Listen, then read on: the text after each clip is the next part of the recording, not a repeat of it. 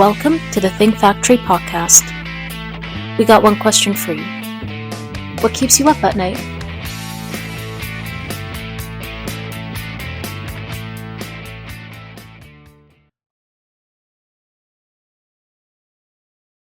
Welcome to the Think Factory's Workplace Podcast, powered by OGC Solutions. My name is Alka Bahal. I'm a partner with Outside General Counsel Solutions and the chair of our Corporate Immigration Services Group. I'll be your host today. I am very pleased to have with me Farhanna Sayegh, cross-cultural marketing strategist, founder and chief marketing strategist of Cultural Fit, and First Lady of Paterson, New Jersey. Welcome to the podcast, Farhanna. Thank you so much. I'm so excited to chat with you today. I'm looking forward to it. So let's start off by telling us a little bit about Cultural Fit.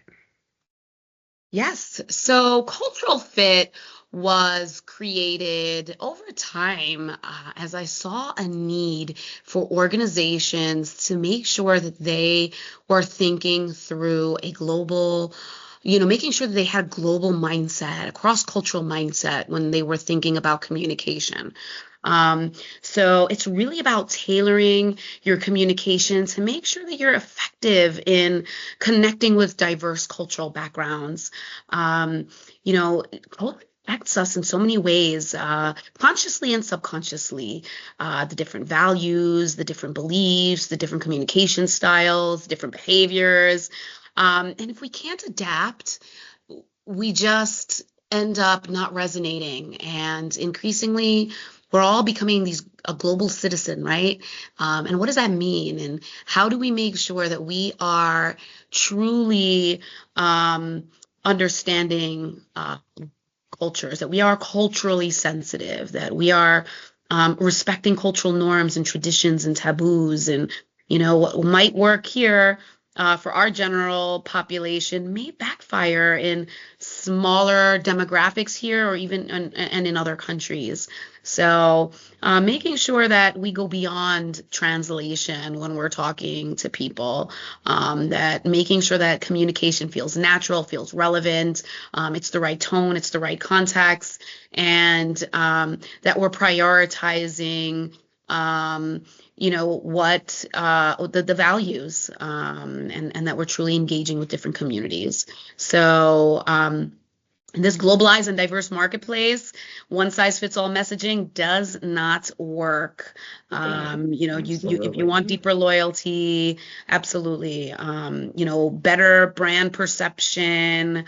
You want to grow your business. This is a key point to consider. Very, very true. And if you want your messaging to be received in the way you intend, you really need to understand context, right? And culture is a huge piece of that context. Exactly. So what inspired you to sort of come into this area? What was your passion for cross-cultural marketing and strategy based in? Yeah, I actually was inspired by my years of marketing experience. I've been a marketer for about 2 decades now. I've worked in a number of different industries, from personal care to foods to healthcare to business services. And I found that there was this common thread of trying to figure out how we resonate across populations. I've worked on global product launches. I've worked on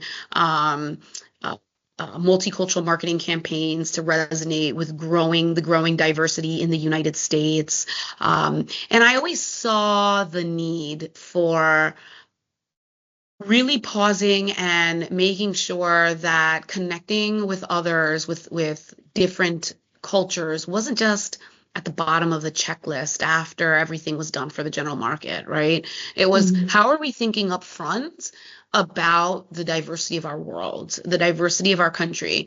And I, for the last 5+ years, I was working at a global translation company, and more clients were saying, hey, we're trying to figure out how to fully make sure that we're going beyond simply translating a document and sending it away, sending it across, different markets.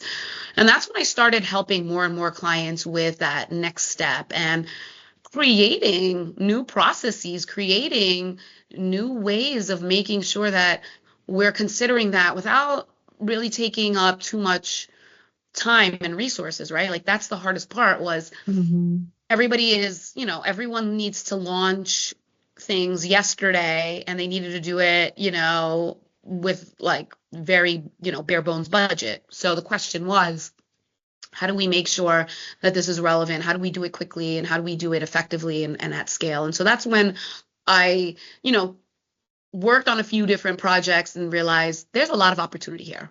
Yeah, I'm quite sure a lot of companies are sort of missing and have that disconnect there. Right. So you having lived in different countries, various areas in the world, how has that shaped your approach to global marketing and audience engagement? Yeah. So you really have to experience the world. And what was beneficial was growing up bilingual for sure. And then spending time in different parts of the world.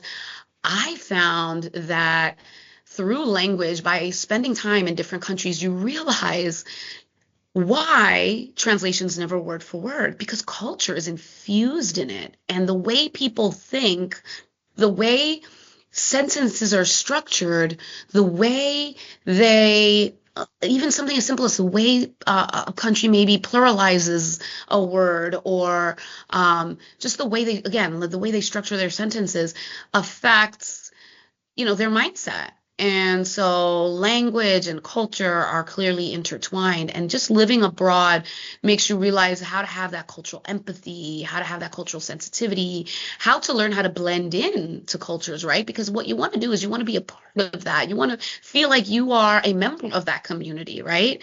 Every time you move somewhere, whether it was time I spent in Indonesia, or whether it was through my studies in Belgium, or, the time I spent also studying in Turkey and Japan and India. Like I've noticed that people really, people want to see that you make an effort. They could tell when you don't make an effort. And so effort is one step in the right direction. And there's ways to show that you're making that effort. And it's clear when you're not. Yeah, clearly. That makes a lot of sense. So you have worked in a wide variety of environments, banking to beauty, AI, healthcare.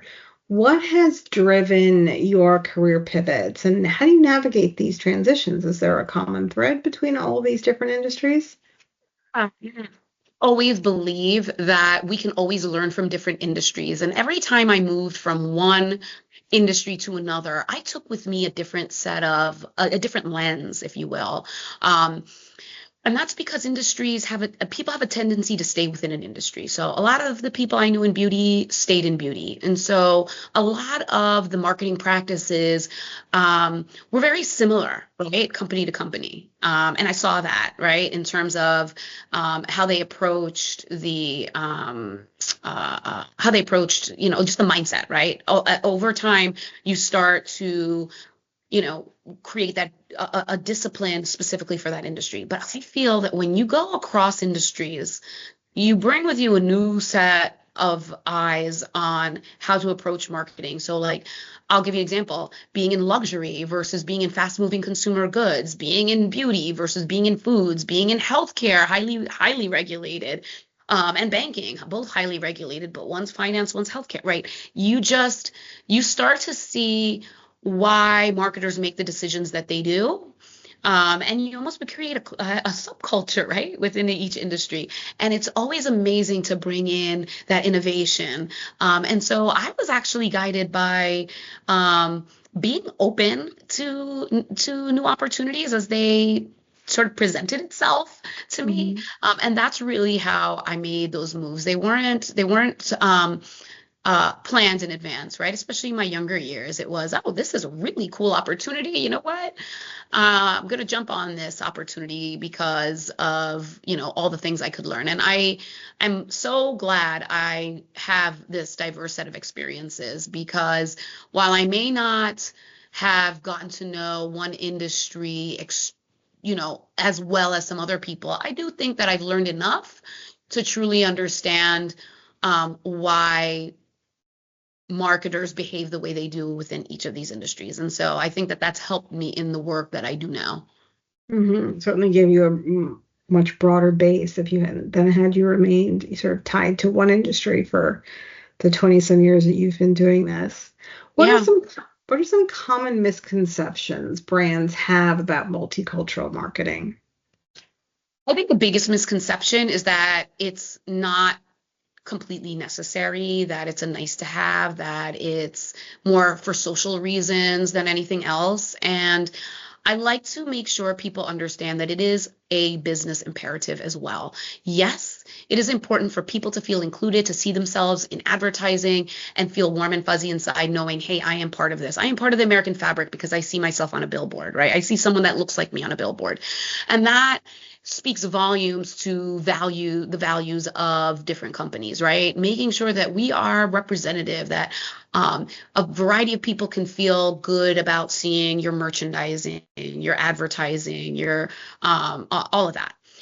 But it is a business imperative, and there's a number of things that folks need to realize, that by simply having a diverse employee base is important. Well, in order to do that, you really have to make sure that people feel welcomed, that they can bring their true self to work, that they don't have to feel like they have to completely assimilate in order to feel like they can fit in at work or feel respected at work. And by doing so, you also help build a company that is inclusive of all customers, right? Or all patients, or whatever it might be that whoever it is that you're targeting. And so there is research that shows, there is quite a bit of research that shows that companies that, for instance, are in the top quartile of diversity amongst their leadership are more likely to outperform in profitability than their counterparts that don't have that same level of diversity. And so it works side by side, right? You know, if you want to speak to a diverse consumer base, if you want to make sure that there is that you're relevant across the world and across all demographics, even domestically, you have to have the right communication. In order to have the right communication, you also have to have the right team, right? The right leadership, the right marketing team, etc. Yeah, it makes a lot of sense. So how do you differentiate between the surface level, quote unquote, inclusion and then truly culturally competent campaign? Yeah. So the best way to do that is through research. I always welcome people to pause and say, if you have the time and the resources, let's pause and let's do a little bit of research on your very, very specific group. So, for example, I have worked with health insurance companies that really want to try to understand, dual eligible special needs populations. These are people who have both Medicare and Medicaid. And yes, there is research on this population, but have they taken the time to really have someone speak to them at the grassroots level by demographic, right? And I'm talking about making sure you're speaking to Hispanic Americans and Black Americans and different groups of Asian Americans, South Asian, East Asian, taking the time to have that dialogue, and then you end up finding these really, really interesting insights, right? I'll give you an example. I remember with one particular group, they said, they felt that going to an annual checkup was not necessary. You only go to the doctor when you're sick. And, people generally know that. But what I also uncovered was there was this belief, like back home, you really didn't necessarily need to see a doctor most of the time. You could just go directly to your pharmacist, and your pharmacist pretty much knew what was going on. And that obviously is not the process that we have here in the United States. But there were ethnic enclaves that pretty much embraced that quietly. And so those were important points to consider when you are thinking about healthcare for a population that believes that that is the process, right? You want to think about their journey and how, if you're looking to change their behaviors, those what I call, insights are going to be important in how you develop the communication for some of these populations. Very cool. So I can certainly see how most companies are really sticking to that surface level. They're not diving deeper into context in these other cultures. And so I've got to create some sort of interesting disconnect. Yeah. Yeah. Go ahead, please. People know when you're just talking to them and trying to sell them something, and they know when it feels transactional versus when it feels like it's a true connection. And so that's what you want to think about. Am I being transactional here? Does it sound like I'm being transactional? And if so, how do I change that? And that's really what it comes down to. And it's also about process, right? Where in the process does your team have to consider the diversity of our country or the diversity of our world? Sometimes it's further downstream. In order to really make sure that it's important, you've got to look at your process and make it further upstream, right? It's something we're considering when we're developing the creative brief of whatever it is that we're working on, right? Or whatever the brief doesn't necessarily need to be creative brief. I always think in marketing terms, but you want to make sure that if you're trying to build that long-term trust, it's not just an extra item to check off your to-do list, right? You are surface level marketing really just like speaks at people, right? A deep connection speaks with them, right? On their terms with that real respect. Right. That's very insightful. So how can a brand balance between global consistency and messaging, right? A brand has a brand they're trying to get across with those cultural nuances, like marketing the brand in America. It's going to be very different than marketing it in Latin America, but they want to have that brand consistency. Yeah. Yeah. You always want to make sure you list out what are you going to stay true to, right? What are your core brand values? What is your purpose? What is your, overall identity? And then making sure that you're auditing that, right? Taking the time to look at it and say, does this resonate? This core, your core brand values, does that resonate across the world, right? And so once you have what that is, right? Who your brand is, you simply are then adapting your message to like some visuals, some language, and you want to think about where are you creating the space for local expression, right, within your global brand story. So it's finding that sweet spot. And there's no one size fits all for any company, right? So you want to make sure there's a few key things that really anchors your brand. But you need to make sure that there is a way to kind of co-create with local insight. So, if your brand, for instance, if your core message, you say your core brand message, I know this one brand is like happiness, right? It can stay happiness around the world because everybody loves happiness, right? But how you portray happiness may focus on different things around the world. How you're portraying happiness in Mexico versus how you're portraying happiness in Japan may be different, but still you're going to have, locally relevant stories, but you're still going to have that same brand. You're still going to have that same focal point. Okay, I understand. And you gave the example of, different cultures have different perceptions of how they see the doctor or how they receive medical care. I know you've done extensive work around health and health equity. How do marketing strategies need to evolve to address systemic disparities in healthcare? Yeah, that is such a great question, because that is something that we're always answering. And I've worked on projects where we talked about, for example, diabetes management or any, actually, it was more than just diabetes management. There was another project that I worked on that was specifically about, food. Food is culture, and culture is food, and that's a big part of your health, right? So there are cultures that we have to think through the lens of that someone's not going to drastically change what they eat, because again, that is a part of their identity, what they serve their themselves and their families, right? So there was a point in which I was working with a company that realized that maybe their communication, which included, recommendations of what to eat, what not to eat, and, giving a little bit more detail, that wasn't relevant to all the communities that they were sharing that with. But it's key for them to pause and say, okay, how does marketing evolve for this? And the key is saying, I know that this has to be tweaked. I need to buffer in that time early on. They should have buffered into their timeline and to their budget that we're going to need to change the imagery. We're going to need to change the food recommendations. We're going to need to work with a dietitian that truly understands this as well, so that it is accurate, right?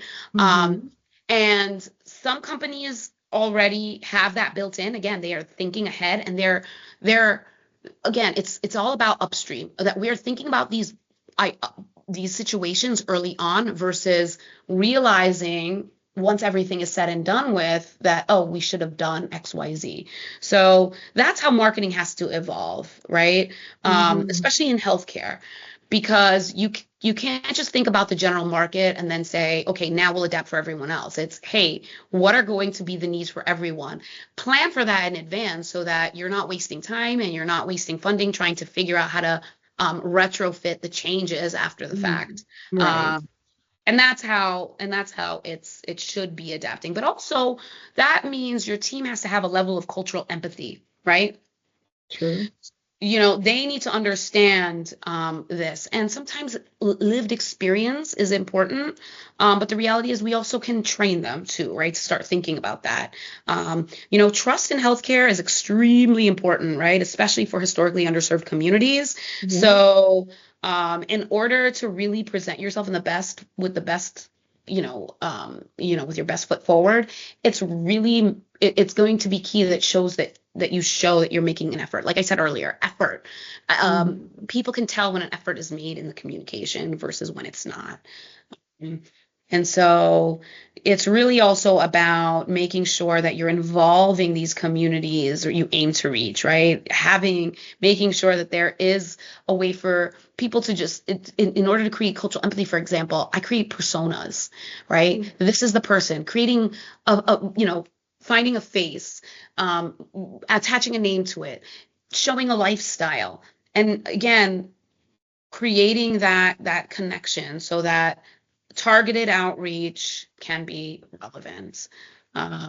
It's reflecting something that can be trustworthy to this audience, because healthcare trust is number one. I think about some of the work that was done here locally. I wear different hats, right? You mentioned, of course I do my cross-cultural marketing, but I always love hearing about what happens here locally in Paterson. So during COVID, when the immunizations were rolling out, trust was a major factor. And so the key was the communication. How are you communicating, the vaccination? Who was sharing the information about getting vaccinated? Who are those trusted leaders that you want to tap into that can share the significance of a vaccination? So again, different cultures have different perceptions in healthcare, like you said, and how marketing evolves is that it's involving the community more.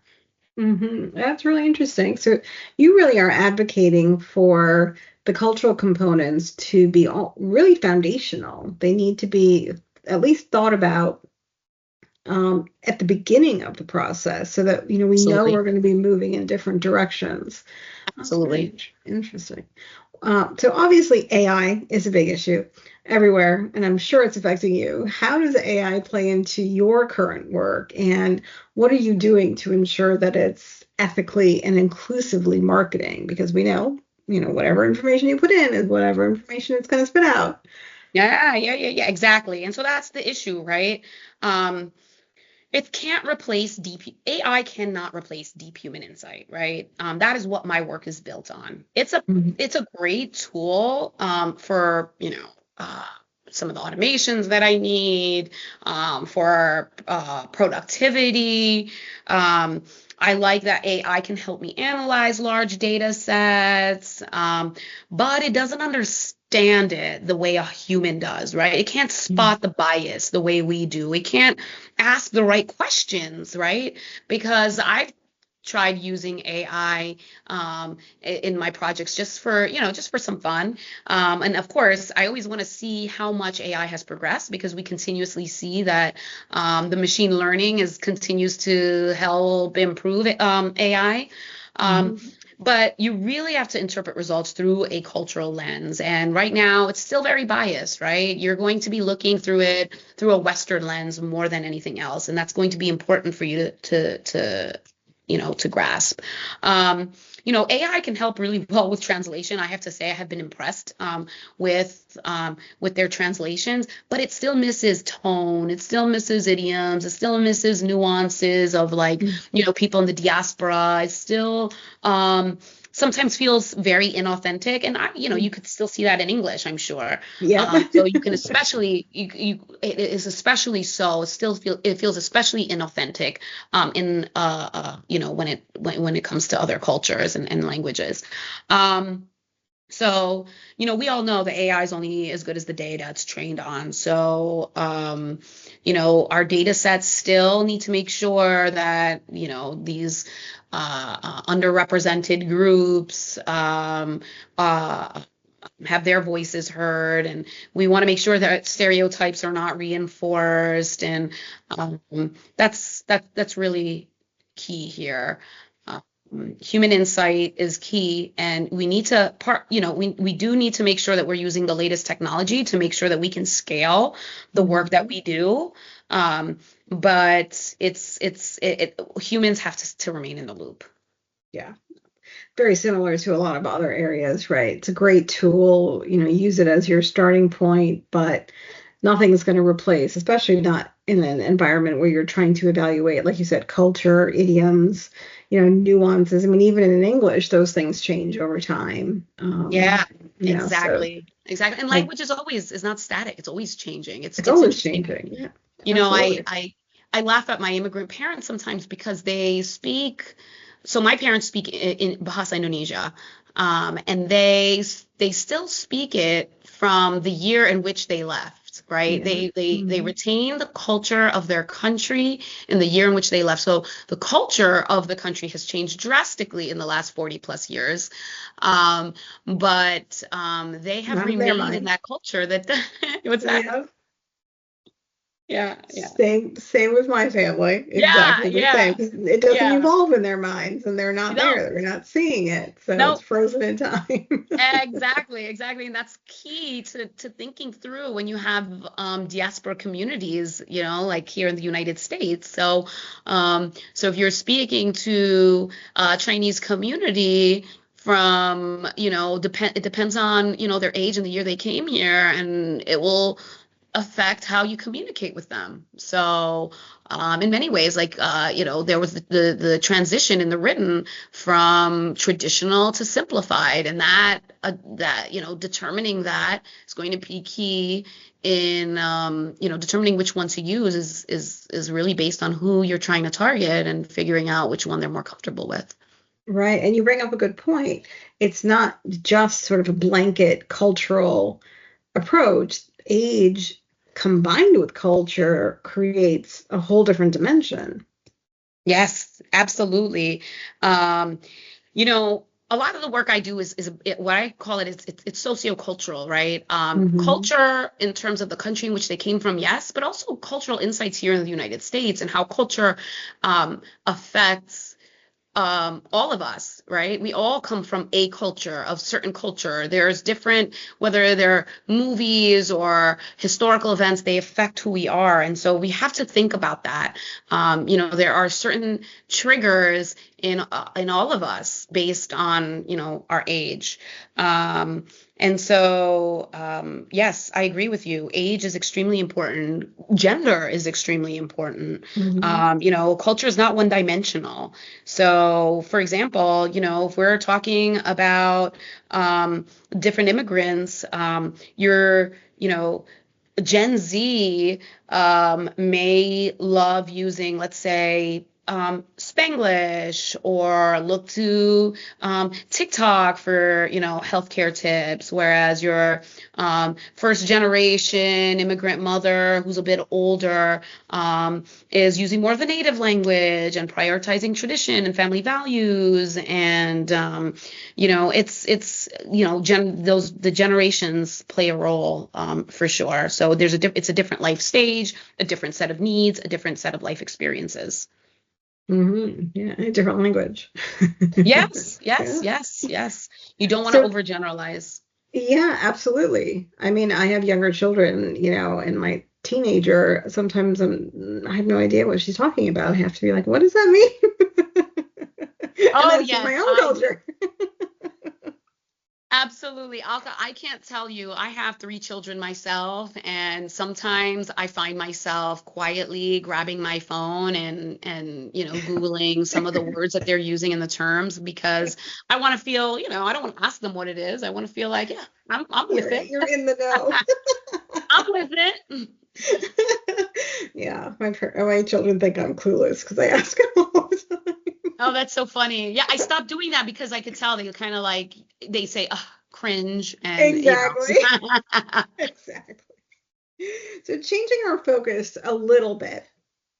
You've definitely held leadership positions multiple places. You own and operate your own organization, and you've worked with a lot of leaders across various industries. What would you consider to be 3 critical traits essential for effective leadership in the workplace today? Oh, those are great. That's a great question. And it's really hard to narrow it down to 3. I think we all need to have our why, right? We need to make sure we know why we're leading, what our vision is, right? Because that is key. If you don't have your why, that's very hard. I also think another trait that's going to be extremely important is building that cultural empathy, right? People being able to read the room across a diverse group, right? People that can create space for all cultures to be heard. One of the examples I sometimes use is I'll be sitting in a conference room and I'll notice sometimes there's that one person that keeps talking, and usually it's an American, quite frankly, right? Like, because we don't feel comfortable with silence, right? Yeah. Pause.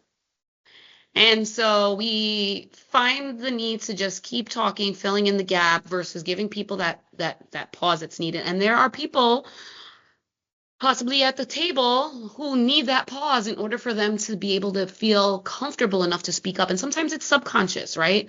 Because you grew up in a culture, some folks grew up in a culture that respects other people's space to speak. So they let the others speak. And if you don't understand, you don't have that cultural understanding or that cultural empathy, how are you going to know to stop so that you can listen to those intelligent voices around the table, right? And so it's really it's a combination of cultural empathy, but it's also like emotional intelligence too, right? You've got to really, really make sure that you're creating space for others to be heard. And then I think the key is also flexibility, right? Change is fast. Demographic change is happening so fast. If you look at, I can't believe we're in 2025, but you look at the 2020 census versus the 2010 census, we see changes happening here in the United States. When you look at GDPs across the world, we see change happening. So you need to be open to new ideas, and you need to be able to, make decisions and but still be flexible, right? Know when to pivot, know when to stand firm on things. But it may feel very chaotic as change amplifies, especially with changing technologies. But just that nimbleness is helps bring that balance, right? That you're being flexible, but you're also being decisive. So yeah, like I said, it's knowing your why, it's cultural empathy and flexibility. I love that. How do you approach change management in organizations resistant to adapting culturally? Yeah, so there was this term I learned a few years ago. It's called the frozen middle, right? So middle management really needs to understand because they're really the ones affecting the change. They're the ones leading the folks right on the maybe like on the front line, the folks kind of, that are um, doing a lot of the work. Oftentimes, development and understanding of the cultural, of having cultural empathy and having that global mindset at the CEO level is usually pretty ingrained, right? Or they realize the need for that. But that middle, it's called the frozen middle, and I thought that was a really interesting phrase, and it's labeled that way because they, again, between senior leadership and frontline staff, they're more resistant. They feel overloaded with operational responsibility. They're caught in all the pressures. They're fearful, right? They're fearful of losing control and credibility. And so it's going to be important that you involve that group early, clarify the why. People need to know the why, what's in it for them, right? And then they also just need the tools. So what tools are you giving them to make sure that they can adapt to this change, right? Are you equipping them with the resources? Are you acknowledging the fact that this is going to, require them to juggle a little bit more? And are you giving them that peer support? So, what we have to do is we have to unfreeze that frozen middle, right? To make sure that change flows. Very interesting. What would you say the most important lesson you have learned as a leader? The most important lesson I've learned as a leader, you know what? It's relationships. I think I learned that a little too late in life. I grew up in a family that said just work really, really hard. If the harder you work, the results you drive, that's what's going to help you succeed in life. And so early on in my career, I would work around the clock. People would say, "Hey, let's go out for lunch." I'm like, "Oh, I can't. I really want to focus on getting this done." Or go out for coffee. "Oh, let's do it another day because, there's this one presentation. I just feel like I just need a little bit more time to make sure, I'm fully buttoned up." And, it's hard to get to perfection, right? You always need more time. But the reality is that these relationships are super, super important. The people are going to speak about you when you're not in the room. And I took a long time to finally realize how important those relationships are, to cultivate those contacts. To me, it was all about the work, but in reality, it's about balance and making sure that you're also creating those relationships, that you're working closely with folks to make sure that you're as efficient as possible, that they're giving you these ideas, not to just be so focused on being able to show that, you worked around the clock for a particular presentation and that you're super prepared and that you have an answer to every single question. It's really being human about it. It's really about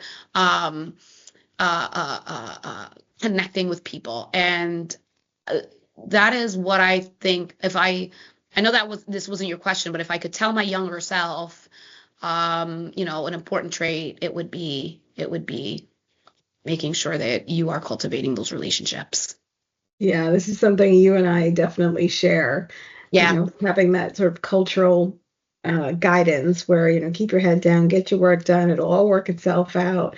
Doesn't quite take into the thing that we all advocate now about the human experience, the people in the C-suite or whoever's making the decisions about who to move where don't know you, you don't come to mind. Yes. And nobody told us about that. Yes, yes, yes, yes. And, it's a combination of the experiences, my parents had, right? So it's Yeah. really, they felt that they just had to work really hard, which they did. My dad worked 7 days a week owning a grocery store in Brooklyn. He had a few stores and he just, it was all about hard work, because hard work is what's going to make sure you can pay the bills. Right, right. And it's not to say that you can't skip the hard work. You still need the No, hard work. absolutely. We just forgot to layer on the relationship part. Yes. Yes, yes, yes. Yeah, Yes. I hear you there. I hear you.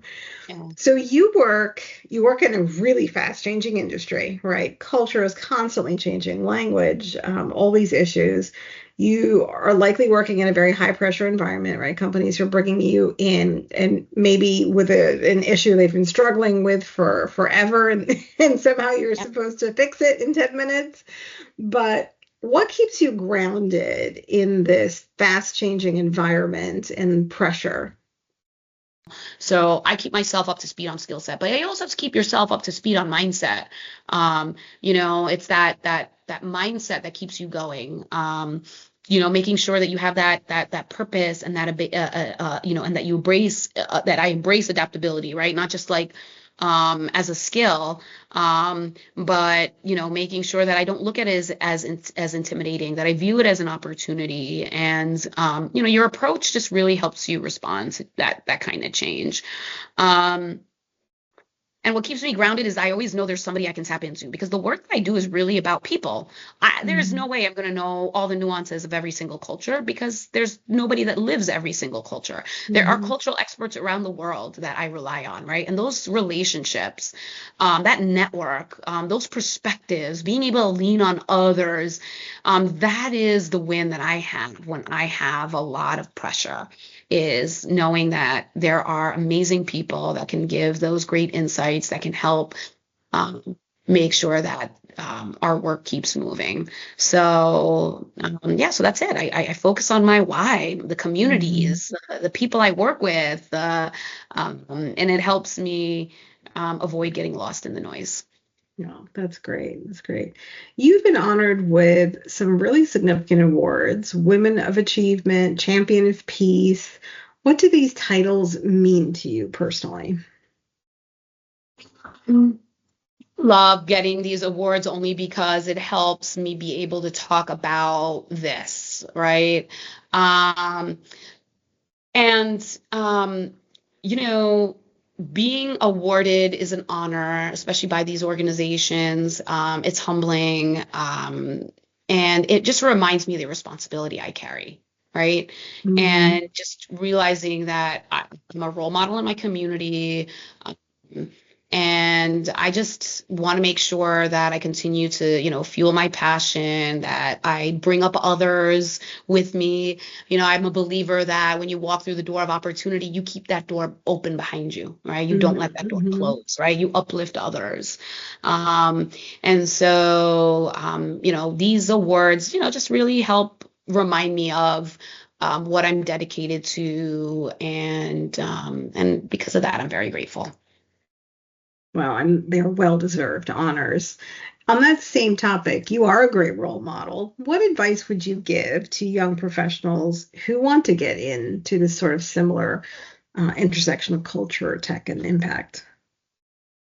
Oh, that's great. I think that when you're young, you are like a sponge. And so you have to pause and make sure that you're taking it all in at a young age. And so I always tell them to be curious, to keep learning, um, that never stop asking questions. The questions you have are really, really important. And I think a key, as AI progresses, the important work we do is the questions we ask, the creativity behind our questions, right?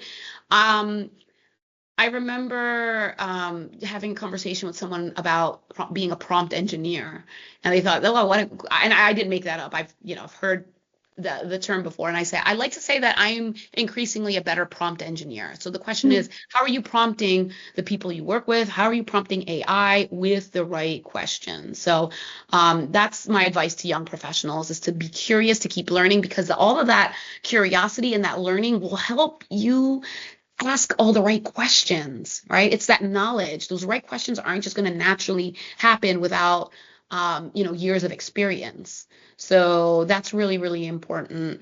Also to be patient.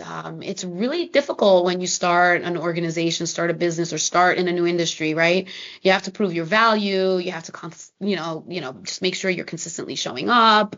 And really pause and think about problem solving. Your role in any job essentially is to say, how do I solve a particular issue? People are asking me to help them so that they don't have an issue, right? Like, they know that they need to make sure they're connecting, that they're not going to have issues with their brand by having the wrong communication out there. So it's it's being a problem solver. And so it's really about taking initiative, right? Don't wait for opportunities, right? Like, be Don't eager sit back and wait for it to be, come to you. yeah.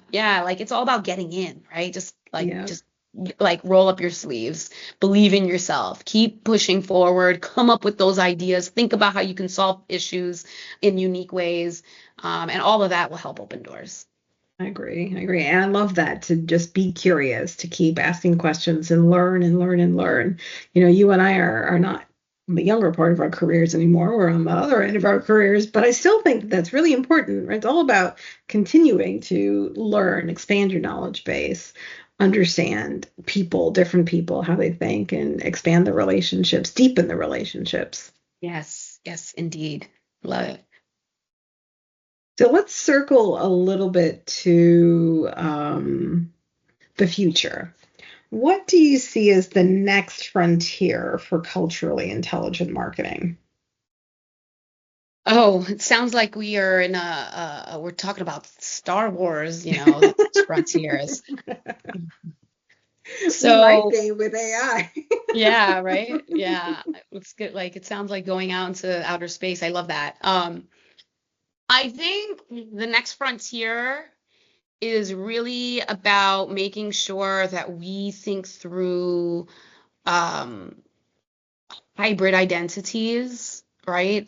One of the fastest growing demographic groups in the United States are those that are multiracial. It was up about 240%, I think. Don't quote me on that exact number, but it was around there over the course of 10 years, which that's huge, right? And so understanding intersectionality, right, the blending of cultures, that is like really important.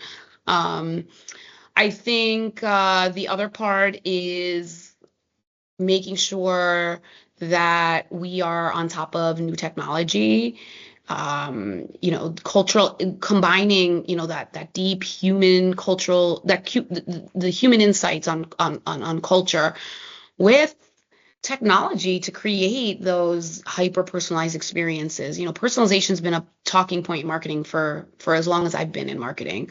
So if you're creating that authentic connection, what does that look like? The other thing that is increasingly important, I find these days, is values-led marketing. So customers, they want to know where you stand on environmental issues, on social issues, on the issues of the world. And they will want to know where you stand on different movements. And so it's not enough to just be like, we have great quality products or great service. It's wonderful. You are an organization that is making a lot of money. What are you doing with it? How are you contributing to a better planet? And so you find that becoming increasingly important around the world. And people also want to know that, you stand for like equity and justice and all of that. So that's I find that increasingly important, especially in this age of social media. That information spreads like wildfire. And Yeah, so we talked about technology. We talked about the changing, intersectionality as more and more people are multicultural. We talked about values and representing, very specific values. Where do you stand on different world issues, on environmental issues, et cetera. And so, yeah, it's really about balance, right? Like, how are you going to keep balancing this? Like we talked about earlier, you have a brand that needs to be globally consistent, but you also need to be culturally relevant. Where is that middle ground? And that middle ground is never going to be consistent. That will continue to evolve. Your skill set and making sure that you've got the right balance, is going to need, freshening up at all times. And then that's sort of the eternal struggle, right? Keeping that balance and constantly paying attention to it to see that we aren't falling off and we're kind of coming back to middle. Yeah, exactly. Yeah. Very fascinating. So let's turn and focus a little bit more to you and something a little bit different. You are a very prominent community leader. You are very dedicated to civic engagement. You are the First Lady of Paterson. How do you connect your professional expertise with your community work? Yeah, my professional expertise and community work hand in hand. Like I remember working on, political campaigns. So my civically engaged in many ways, one of which is always talking to my husband, who's the mayor of New Jersey's third largest city. But how we got there was really trying to make sure that every community felt included, right? Because we have people who speak 50 different languages in our city. Wow. Yeah. We have very large populations from around the world, whether it is our Bangladeshi population in one section of the city, or our Peruvian population in another one, or our Syrian and Lebanese and Palestinian population in yet another one, or Dominican population and yet another one. It's again, these are or Turkish. I can't tell you. I can keep going on and on. Sudanese. I am always amazed when I meet yet another group of people, like the Guatemalans, or there's always yet another group that I'm meeting in the city of Paterson. And what's key is that people feel included, that they feel that we are speaking to them, that they are part of the process, that they are valued. People just want to feel valued. So And true. so and that their concerns matter, whatever their concerns are. And quite frankly, there's no cultural way to necessarily repave your road or collect your garbage. You just got to make sure you're doing it consistently for everyone, right? Those are your basic city functions that you want to make sure are getting done. But people want to feel like they are part of the process, that whatever policies are being thought of, that their community is asked about their priorities. And so I found that my work has shown, how is it that we need to show up for these communities? What are some of the cultural nuances we want to consider when we're at these meetings? How do we encourage people to come out and vote, right? How do we get people to come out and vote, especially when they're coming from, countries where, the political situation is different and they may feel disenfranchised from back then, and just trying to make sure that they feel empowered when they're here in the United States, because we have a population, about half of our population does not speak English at home, right? Many of them can speak English, some of them can't, but many of them can. But English is not, their dominant language, or, they're speaking another language at home. And so when you are working with these with such a diverse population, I like to say we live in the UN, we're like in the United Nations here. You can travel the world without having a passport here in the city of Paterson. Oh, that's interesting. Absolutely. And so you have this opportunity to engage with all of these demographics, and the key is it's grassroots. It's determining who are some of the prominent leaders, having them introduce you. It's earning the trust of these communities and community leaders, whether they are religious leaders or cultural leaders. It's really knowing how to meet them where they're at versus, sort of requiring them to conform to, your values and your points of views. It's really being open. The other thing I do is I try to consume media from everywhere. It's a little easier these days, right, with the internet. But I'll make sure that I'm consuming media that I know I agree with, right? No matter where you are on the spectrum, you could be, far left, far right, centrist, whatever it is. I think it's important that we all are reading media from different cultures, from different angles. It starts to help us build a lot more of that empathy and build that unity. I certainly see that as well. I try to do the same, especially with those different viewpoints. You can hear the same story from four different, sources, and each has a different viewpoint on it. I also think Absolutely. right. I think it gives you a better sense of what does that news story really mean? What really happened, or how that effectuates out. So what's next for you, Farhana? What do you have on the horizon? Right now, I am really focused on building the work that I'm doing. I have some great projects lined up, helping organizations with their cultural briefings, with their, market analyses, and I'm looking forward to continuing that work. I've had local companies here also, it's not just the large organizations that need my work, smaller companies do too. And I love that. I love being able to help them. And so my next step is trying to also figure out how do I make the work that I do scalable for a large amount of smaller organizations that want this work, but are limited in budget and limited in resources as a whole. So I am trying to really think through what is an entry level way of working with me, and but also stay true to the fact that also large organizations can have this big impact on cross-cultural marketing, right? How can they leverage their influence, right? They're the ones that are owning the billboards all over the place. Like that speaks, marketing has a way of affecting our culture as a whole here, right? So what we see in television ads, in your social media reels from these companies, all of that affects how we see ourselves, how we see the world. And so marketers have a responsibility, and I hope to be able to continue the work that I'm doing. I'm also a keynote speaker.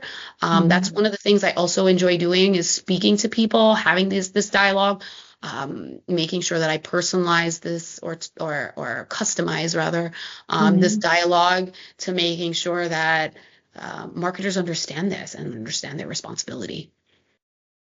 I love that. I think people would be well benefited from having you as a keynote speaker. Thank you. Thank you so much. Where can people learn more about you, about the company, and where can they reach you? Yeah, so they can check out www.theculturalfit.com. That's a great way to learn a little bit more about the work that I do, is my website. I would love to speak directly to folks as well. So you can email me so we can connect more. info@theculturalfit.com is a wonderful way to get a hold of me as well. So email info@theculturalfit.com or check out theculturalfit.com for more information. So I think we all need to have these types of conversations. And if this helps build that dialogue, helps someone think a little bit more about what they're doing, I'd be honored, right, to just make sure that change is happening at different levels throughout any organization. You are so right. It is definitely a conversation we need to engage in more regularly, more often, more deeply. So I do have one last question for you, Farhana, which I did not prepare you for, but it is our traditional last question on the Think Factory. And that is, what keeps you up at night? What keeps me up at night? I am a mom, I am a wife, I am a community, a member of this beautiful community in Paterson. Um, and I think about families that are struggling Mm-hmm. quietly. Young people seeking opportunities. Um, I worry about the continue how we continue to divide ourselves as a nation. Mm-hmm. And I really am trying to figure out what is that right balance, right? The demands of public service are tough, but I also realize that with it comes responsibility. Mm-hmm. I try to balance the needs of my family, my personal well-being, but I realize that with my um, influence, like I have access to people, right? I get messages all the time from people who are looking for help on various personal matters that they try going through a system that may not always work for them. And I'm honored to have the opportunity to help people. And I hear their stories all the time. I get people, DMing me on social media. I have some folks, texting me, finding my number somehow, which is great. It's fine. I really need to figure out how to scale that better because that's, Mm-hmm. it's a little, it can be time consuming. I Um, bet. but what keeps me up at night is that there still are people struggling, and we are in a country that is increasingly divided.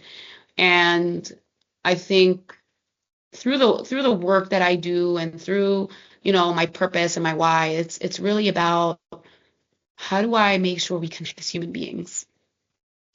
How do we make sure that we see the humanity in all of us, and that we can somehow just all like we can all live in peace. I realize that social media is kind of tearing us apart. That let's say you believe in something and you like to consume that content, it will continuously have you consume that content with that perspective over and over and over and over again. Mm-hmm. And what ends up happening is that you start losing empathy for whatever the quote unquote other side is. So the question is, how can we build those bridges, right? How can we have dialogue? How can we, you know, help each other and help those that are struggling?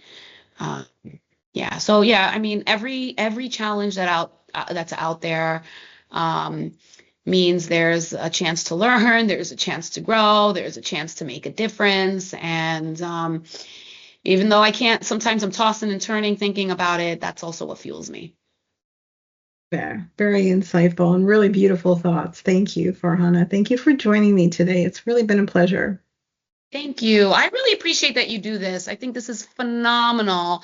I have had a great time also getting to know you, Alka. Thank you for having me on this podcast. Thank you for all the work that you've done to publish all the other ones. They were wonderful as well. So Yeah. I appreciate your time. I appreciate the listeners who have listened here till the end as well. So you have a wonderful, wonderful evening, Alka. You too, Farhana. Thank you again for being here. Thank you all for listening. This has been the Think Factory's Workplace Podcast. I'm Alka Bahal, signing off. Until next time.